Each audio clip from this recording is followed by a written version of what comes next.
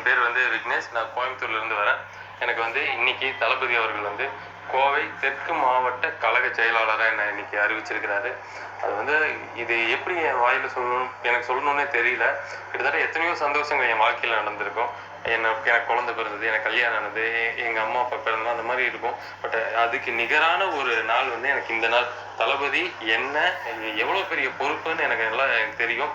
எத்தனையோ பேர் கோடீஸ்வரங்கள்லாம் வந்து அந்த பதவியை நாங்கள் பணம் செலவு பண்ணுறோம், இன்னொன்று பெரிய பெரிய கட்சிகள் இருந்து வந்து நாங்கள் அதை பண்ணுறோன்னு எனக்கு நல்லா தெரியும். என்னோட பொறுப்புக்கே எடுக்கும்போது இல்லை, விக்கி வந்து ரொம்ப 30 வருஷமா வந்து இங்கே வேலை செஞ்சுட்டு இருக்கிறாரு. அதனால இந்த பதவி விக்கிக்கு மட்டும்தான் நான் கொடுப்பேன் அப்படின்னு சொல்லி என்னை நம்பி எங்கள் தளபதி வந்து எனக்கு இந்த பொறுப்பு கொடுத்துருக்காரு.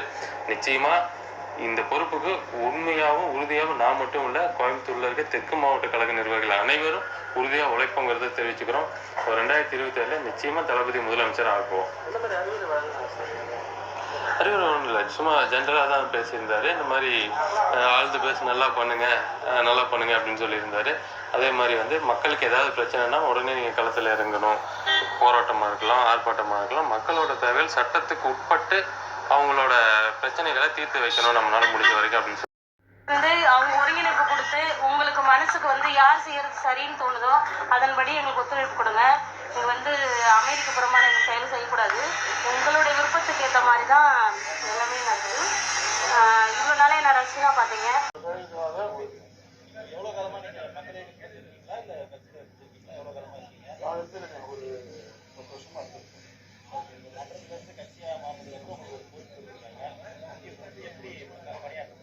நல்லபடியாக சிறப்பாக பயன்படுத்துவோம்.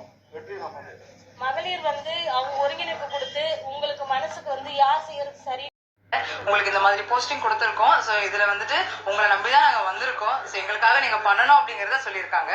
ஸோ நாங்களும் அதே தான் சொல்லியிருக்கோம். எங்களை நம்பி வந்திருக்கீங்க, கண்டிப்பாக எங்களால் உங்களுக்கு எவ்வளோ தூரத்துக்கு பண்ண முடியுமோ கண்டிப்பாக உங்களுக்காக உழைச்சி கொடுப்போம்னு நாங்கள் சொல்லியிருக்கோம். அதுதான் சொல்கிறோம் இல்லையா, இது வந்து லைஃப் டைம் அச்சீவ்மெண்ட் மாதிரி. எனக்கு ரொம்ப நாளாக ஆசைப்பட்டது. இப்போ தான் அது எனக்கு ஃபர்ஸ்ட் டைமாக நடிச்சிருக்காது. என்னோட கணவரால் தான், அவரால் தான் நான் உள்ளே வந்திருக்கேன். ஸோ அதனால அவரால் தான் எனக்கு இது கிடைச்சிருக்கு. ஸோ இந்த பொறுப்புக்கு ஏற்ற மாதிரி கண்டிப்பாக நான் நடந்துப்பேன். வாசந்தி, அரியலூர் மாவட்டம் செயற்குழு உறுப்பினராக இருக்கேன், மாவட்ட செயற்குழு உறுப்பினர். ராணிப்பேட்டை கிழக்கு மாவட்டம் கழக செயலாளர். எலெக்ஷனுக்கு ஒரு வருஷம் தான் இருக்கு. எந்த அளவுக்கு கரூர் மாவட்டமாக இருந்தது. இப்போ கரூர் மாவட்டத்தை வந்து எங்களுடைய நிர்வாகத்திற்காக தளபதி அவர்கள் வந்து கிழக்கு மேற்கா பிரிச்சிருக்காங்க. ஸோ கிழக்குக்கு வந்து நாங்கள் புதிய நிர்வாகிகள் தேர்ந்தெடுத்து இன்னைக்கு தளபதி அவர்களின் பொற்கரங்களால் அதற்கான ஆணையை வந்து நாங்கள் பெற்றுக்கொண்டோம்.